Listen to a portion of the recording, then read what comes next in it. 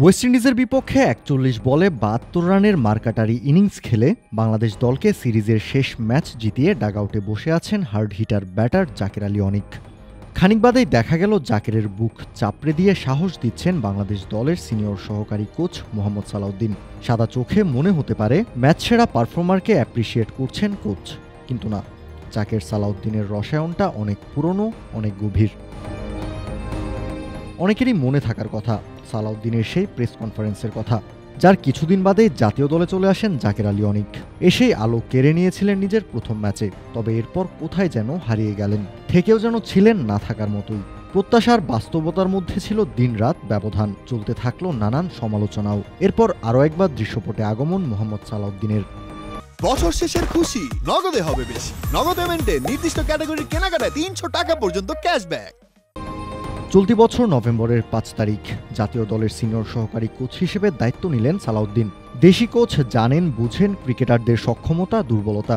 একদিকে সালাউদ্দিনের জাতীয় দলে আসার খবর, অন্যদিকে আফগানিস্তানের বিপক্ষে ওয়ানডে সিরিজের স্কোয়াডে ডাকা হলো জাকের আলী অনিককে। জাতীয় দলের হয়ে এর আগে টেস্ট টি-20 খেললেও ওয়ানডে ফরম্যাটে তখনও অভিষেক হয়নি এই ব্যাটারের। সিরিজের দ্বিতীয় ম্যাচে হলো অভিষেক। ব্যাট হাতে নতুন ফরম্যাটে খেলতে নেমে জ্বলে উঠলেন জাকের। ১৩৭-এর উপর স্ট্রাইক রেটে অপরাজিত ছিলেন ৩৭ রান করে।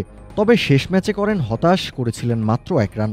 আফগানিস্তান সিরিজে দলের সাথে না থাকলেও ওয়েস্ট ইন্ডিজের বিপক্ষে ৩ ম্যাচ ওয়ানডে সিরিজে দলের সাথে ছিলেন সালাউদ্দিন। আর এই ৩ ম্যাচেই সুযোগ পান জাকের আলী অনিক, যেখানে দেখা গেল তার রুদ্রমূর্তি। নিজের জাত চেনান এই ব্যাটার। পুরনো কোচের অধীনে খেলতে নেমে প্রথম ম্যাচে করেন ৪৮ রান, পরের ম্যাচে ফিরে যান মাত্র ৩ রান করে। তবে তৃতীয় ম্যাচে আবার ব্যাট হাতে চালিয়েছেন ঝড়, অপরাজিত ছিলেন ৬২ রান করে। ৫ ম্যাচের ছোট্ট ক্যারিয়ারে জাকেরের গড় চোখ কপালে তোলার মতোই। ম্যাচ প্রতি গড়ে রান করেছেন ৫০-এর বেশি। এ তো গেল ওয়ানডের কথা। সালাউদ্দিন দায়িত্ব নেওয়ার পর থেকে টি-20তেও অবিশ্বাস্য করে ব্যাটিং করছেন জাকের। ৩ ম্যাচে করেছেন ১২০ রান, শেষ ম্যাচে অপরাজিত ছিলেন ৭২ রানে। ম্যাচ প্রতি গড়ে রান করেছেন ৬০, যেখানে টি-20তে ২২ ম্যাচে জাকেরের ক্যারিয়ার এভারেজ ২৮.৭৬, অর্থাৎ সালাউদ্দিন আসার পর তা বেড়ে হয়েছে দ্বিগুণেরও বেশি। এবার কথা বলা যাক টেস্ট ক্যারিয়ার নিয়ে। ৩ ম্যাচের ছোট্ট টেস্ট ক্যারিয়ার জাকের আলী অনিকের।